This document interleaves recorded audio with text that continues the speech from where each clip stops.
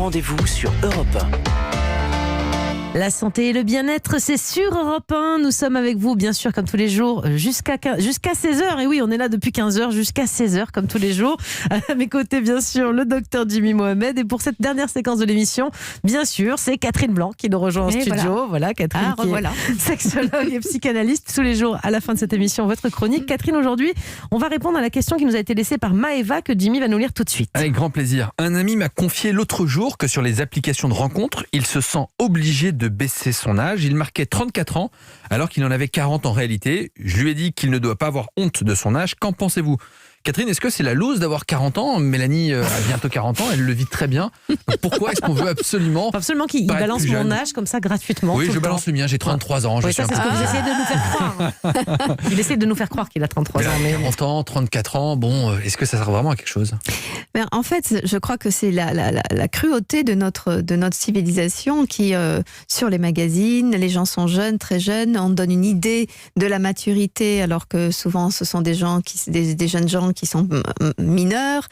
Donc en fait, on mélange un petit peu les générations. Chacun doit avoir l'air beau, doit avoir l'air jeune, dynamique. Là, comme on est dans des applications, il faut donner l'idée du temps. 40 ans, c'est pas la vieillesse non plus. Mais pas du tout. Mais il y a toujours l'idée, si je suis à 40 ans en recherche, et oui, c'est ça. Est-ce que c'est parce que je suis un loser ou une loseuse ? Est-ce que c'est parce que j'ai loupé des choses ? En fait, c'est la peur de ce que les autres vont projeter sur ce que veut dire avoir 40 ans. Encore une fois, avoir 40 ans, avoir 30 ans, pour 30 ans, c'est vieux pour ceux de 20 ans. Comme on le disait en début de semaine, on est toujours le vieux de quelqu'un.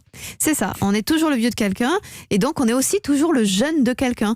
Et donc avoir 40 ans sur une appli, c'est se donner la possibilité d'abord d'être très désirable pour des plus jeunes qui cherchent quelqu'un de plus abouti, et puis de se donner la possibilité aussi de rencontrer des gens avec qui on peut converser parce qu'on a le même cheminement, la même évolution, la même richesse aussi acquise. Donc évidemment, pourquoi faudrait-il avoir 34 ans ?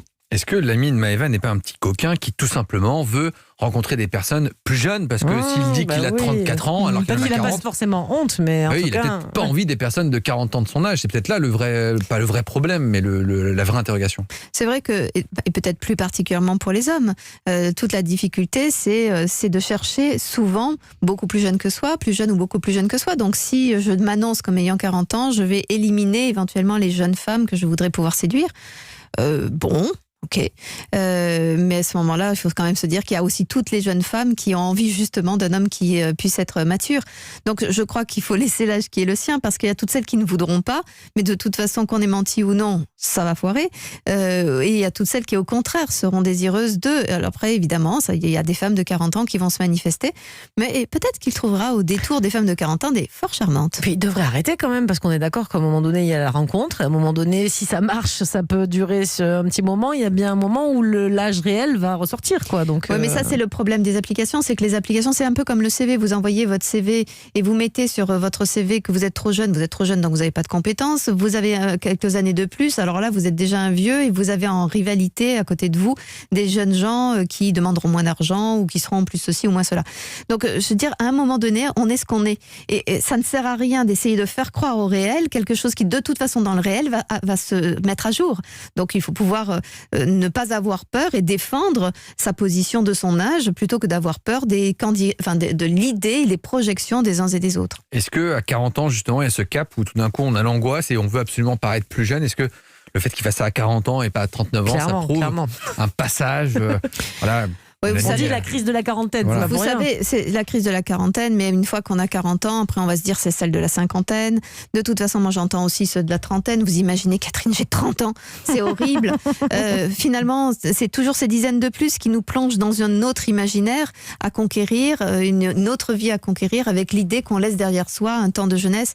Et quand on regarde ça avec un peu de recul, finalement, étions vraiment vieux à 40, pour ceux qui en ont 50 ou 60 ou 70, on se dit 40, c'était génial. C'était trop bien. Donc voilà, au lieu de passer son temps à souffrir ce que nous sommes, prenons le temps de nous arrêter sur ce que nous sommes et jouissons de ce que nous sommes, parce que de toute façon, inéluctablement, nous avançons vers le vieillage. Très bien. Merci beaucoup, Catherine, pour tous ces